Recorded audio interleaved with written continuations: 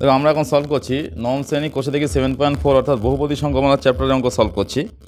আমরা এখন 6 থেকে অঙ্কটা সলভ করব। এখানে দেওয়া আছে একটা বহুপদী সংখ্যামালা দেওয়া আছে, এর দুটি উৎপাদক একটা x+1 একটা x+2 হলে a এর ও b এর মান নির্ণয় করতে হবে। তাই নিয়ম অনুযায়ী আমাদের x+1 = 0 করতে হবে। করে এখান থেকে আমরা x এর একটা মান বার করব -1।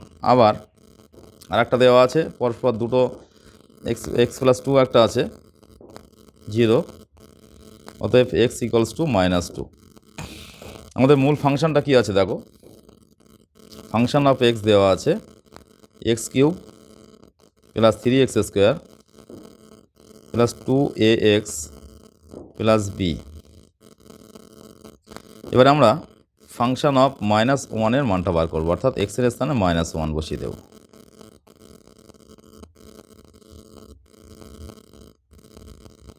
মানটা একটু যত্ন সহকারে বসাতে হবে। মাইনাস আছে বলে একটা করে ব্র্যাকেট ইউজ করবে।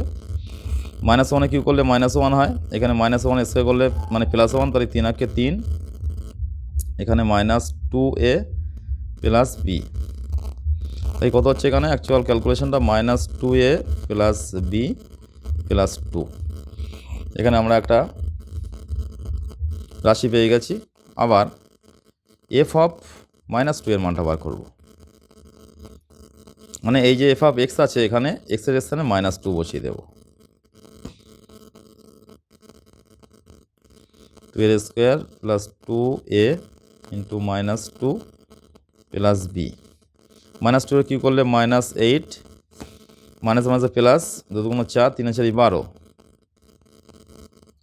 -4a + b। অ্যাকচুয়াল কী দাঁড়াচ্ছে -4a + b। 12 থেকে 8 বাদ দিলে কত হয়? 4 হয়।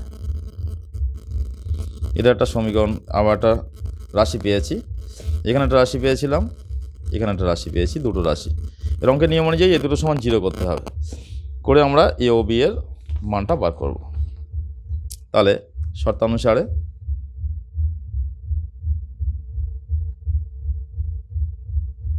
প্রথমটা কি আছে, -2a + b + 2 = 0। এখান থেকে এটাকে আমরা 1 নম্বর সমীকরণ নাম দেব। পরবর্তী সমীকরণটা কি আছে, -4a + b + 4, -4a + b + 4 + b + 4, এটাকে আমরা নাম দেব 2 নম্বর সমীকরণ। তাহলে 1 আর 2 সলভ করবো আমরা, করে a আর b এর মানটা বার করব। তাহলে যদি অপনয়ন পদ্ধতিতে সলভ করা হয় কি হবে দেখো, এখানে -10 তাহলে প্লাস চিহ্ন হবে, এখানে মাইনাস চিহ্ন, এখানে প্লাস থাকলে মাইনাস চিহ্ন হবে।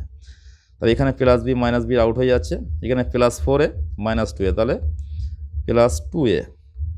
এখানে -4 + 2 মানে -2 = 0, বা 2a = 2।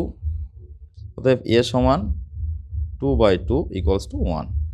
এবার 1 নম্বর সমীকরণে কি বসাবো, a সমান 1 বসিয়ে দেবো, তাহলে আমরা b এর মানটা পেয়ে যাব।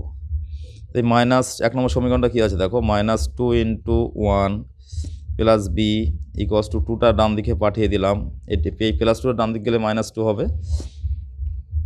তাই b = কত, -2 আছে, আর এই -2টা ডান দিকে গেলে +2।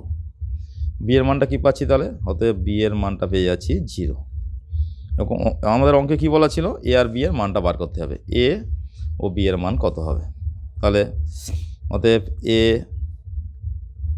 এর মান সমান 1, b এর মান = 0।